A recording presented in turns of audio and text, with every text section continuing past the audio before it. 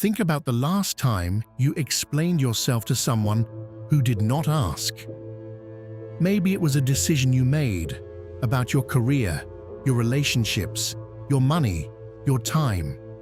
And before they could even question it, you were already talking, already defending, already listing reasons, justifications, context, already shrinking yourself to fit into the space they were comfortable giving you. And when it was over, you did not feel better. You felt smaller. There is a reason for that. And once you understand it, you will never explain yourself the same way again. The most powerful people in the world share one habit that most people never notice, because it is not something they do. It is something they do not do. They do not explain themselves. Not to colleagues, not to critics, not to people who have already decided what to think of them, not to anyone who has not earned the right to know. And what happens as a result? They become untouchable. This video is about that, about why the act of explaining yourself is, in most situations, one of the most expensive things you can do, about the psychology behind it, about the historical figures who understood this centuries before psychology had a name for it, and about the 3 rules you can apply, starting today, that will change the way people treat you forever. Stay with this. What you are about to hear will make you uncomfortable. That discomfort means it is true. When you explain yourself to someone who did not ask for an explanation, you are making a confession. Not a confession of guilt, a confession of need. You are telling them, without using these words, that their opinion of you matters, that you need them to understand, that you need them to approve, that without their understanding, something in you feels incomplete. And people feel that. Not consciously always, but the human brain is extraordinarily good at detecting need in others. It is wired for it. We evolved in social groups where status determined survival, and need was one of the primary signals of low status. When you over-explain, that ancient part of the other person's brain registers it immediately. They may not say anything. They may even nod and seem satisfied, but the unconscious calculation has already happened. You just told them where you stand. Now think about what happens when you do not explain. When you make a decision and someone questions it, and you simply look at them and say, nothing, or perhaps just, I understand, and move on. Something shifts. The questioner is now in an unfamiliar position. They expected a response. They expected you to open up, to become available, to become readable. Instead, you gave them nothing. And in that nothing, their mind fills in something it cannot quite categorize. Uncertainty, the feeling that there may be more here than they initially assumed, the quiet, unsettling suspicion that this person knows something they do not.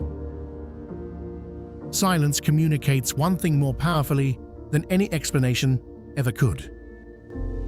It communicates, I do not need you to understand. That is the foundation of power in human interaction. Not aggression, not dominance, not performance. Simply the calm, unspoken certainty that your sense of yourself does not depend on what they think of you. Niccolo Machiavelli spent his life studying power. Not the performance of power, not the image of power, the actual mechanics of it, how it is built, held, lost, and transferred between people. He understood something that most people in his era, and most people today, never want to admit. People do not respect what they fully understand.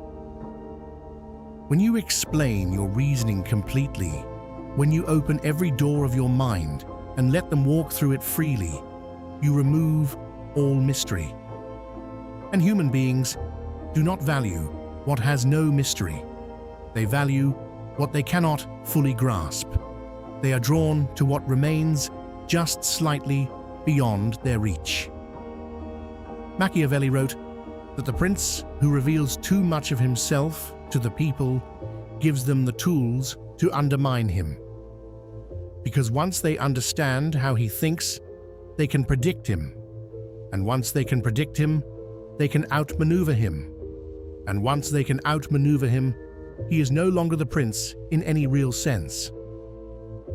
This principle operates just as powerfully in your life today, in your workplace, in your relationships, in how people at every level of your life decide, moment by moment, how to treat you. Consider Napoleon Bonaparte, one of the most studied men in military history, a man who controlled the fate of nations through sheer force of will and strategic brilliance.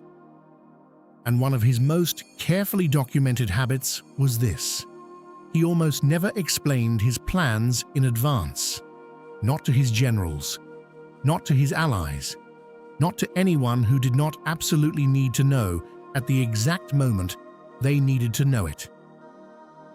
When asked to justify a decision that others found baffling or bold, he would often simply move on, not arrogantly, not dismissively, with the calm certainty of a man who knew that the outcome would be the only explanation that mattered. Abraham Lincoln was the same. During the Civil War, Lincoln made decisions that his entire cabinet questioned. Men who believed they were more qualified, more experienced, more intellectually suited to lead, told him directly that he was wrong. And Lincoln would listen, fully. He would hear every objection. Then he would do what he had already decided to do, without a long justification, without trying to bring them along, without needing their agreement to move. His Secretary of State, William Seward, began his tenure believing Lincoln was beneath him. He ended it believing Lincoln was the greatest man he had ever known. What changed? Seward realized that Lincoln's quiet certainty was not stubbornness. It was not pride. It was the discipline of a man who had learned to trust his own judgment enough that he did not require external validation before acting on it. That discipline, the discipline of not needing anyone to agree, is rarer than genius. And it is more powerful. Now let us talk about the people who demand your explanations. Because it is important to understand what is actually happening when someone pushes you to justify yourself. On the surface, it looks like curiosity. It looks like they want information. They want to understand your reasoning, your motives, your process. But in the majority of cases, that is not what is happening at all. When someone demands that you explain yourself, especially when they ask in a way that contains even a small amount of pressure, what they are really doing is testing your boundaries. They are finding out how much access to your inner world you are willing to give them. They are discovering whether you are the kind of person who opens when pushed, or the kind of person who holds their ground. And here is the part that most people miss. If you open, if you start explaining, justifying, defending, they do not feel satisfied. They feel confirmed. Confirmed that pushing works on you. That pressure produces results. That you are someone who can be moved. And the next time they need something from you, they will push again, because they learned that pushing works. When someone pushes, and you do not open, when you stay calm, stay quiet, stay completely unmoved, something different happens. They recalibrate. The internal model they hold of you updates. You become someone who does not respond to that kind of pressure, which means, to their subconscious, you are someone who is not controlled by it, which means you are someone with resources they cannot touch, which means you are someone worth respecting. This is not manipulation. This is simply allowing your behavior to communicate the truth of your character instead of overriding that truth with anxious words. Here are the 3 rules. Learn them, apply them, not selectively, as a practice. Rule 1. Never explain a decision to someone who has already made up their mind about it. You can always tell when this is happening. The question is not really a question. It is a statement in the shape of a question. The tone is already certain before you have said a single word.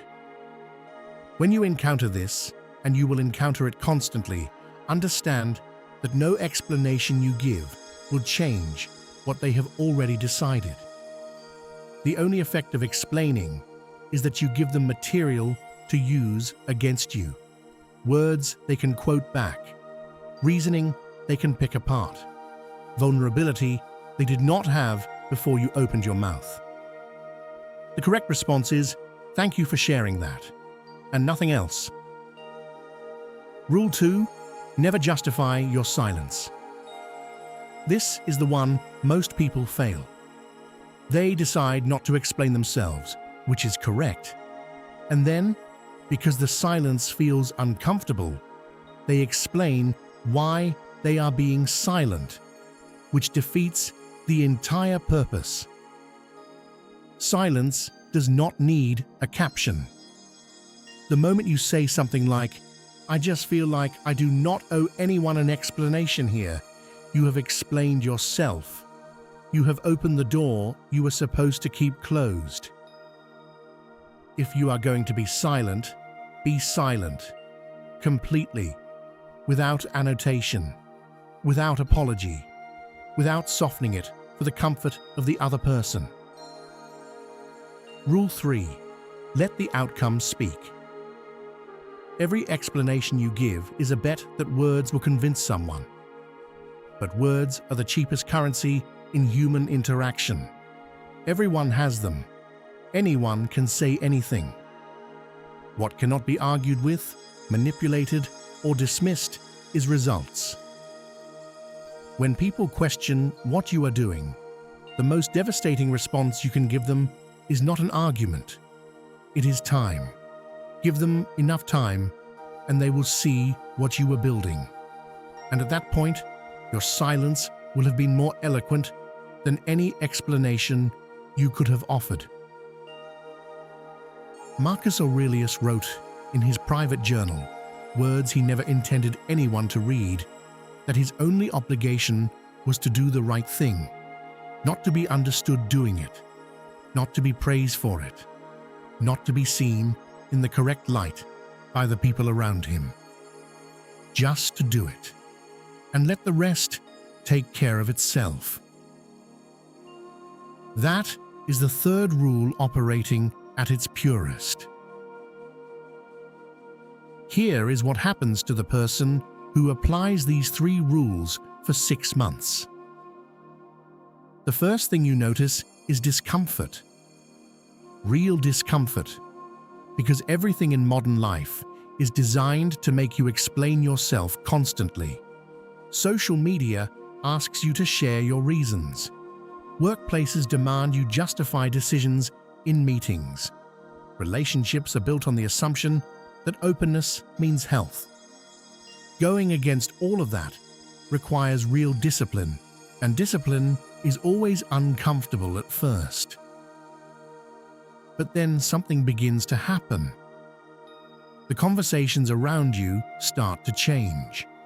People stop challenging you on things they used to challenge you on, because they have learned that challenging you does not produce the results they expected.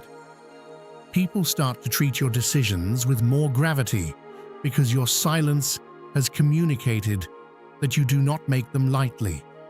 People start to ask your opinion rather than demand your justification because the relationship has shifted from interrogation to consultation. And the most important change of all happens inside you. You stop living in the gap between your actions and other people's understanding of your actions. That gap is where most people spend enormous amounts of energy trying to close it, trying to manage it, trying to make sure that the version of them that exists in other people's minds matches the version they believe themselves to be. When you stop explaining, you stop managing that gap. And the energy that was going into that gap is now available for something else, for building, for creating, for the actual work of becoming who you are trying to become.